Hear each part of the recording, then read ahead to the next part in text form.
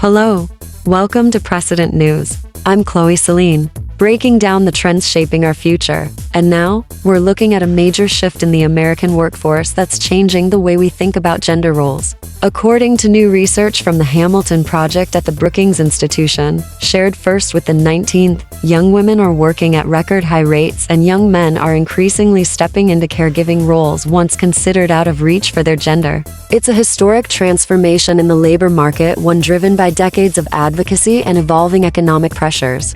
In short, it's not your mother's workforce anymore. Women in their 20s and 30s today are more likely to be employed than women of earlier generations. Roughly 78% of women born in the 1990s are in the labor force compared to about 75% of their mother's generation. Meanwhile, the opposite trend is unfolding for men. Labor force participation among young men has dipped from over 92% in the 1960s to about 88% today.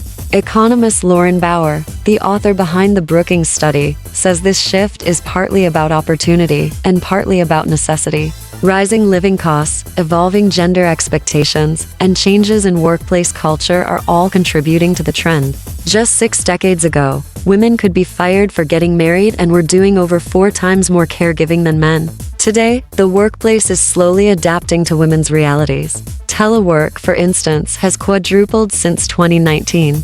Mothers with children under 5 are now the most likely demographic to work remotely, and they're leading the charge when it comes to fully remote jobs. Fathers are also stepping up. The number of young men staying home to care for family has doubled since 2001. Though still a small fraction, this change highlights a cultural realignment. Caregiving is no longer seen as just women's work.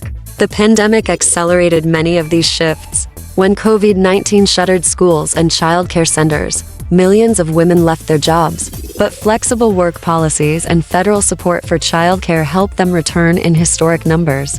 By September 2023, participation by mothers with young children hit an all-time high. Still, not all women are returning to work out of passion. For many, it's about financial survival. Delayed childbirth, soaring childcare costs, rising rents, and student debt are all pushing women to prioritize career and income before family. Bauer notes that before motherhood, the gender pay gap is nearly non-existent. But once a woman has a child, that gap opens often because of employer biases about mothers' productivity.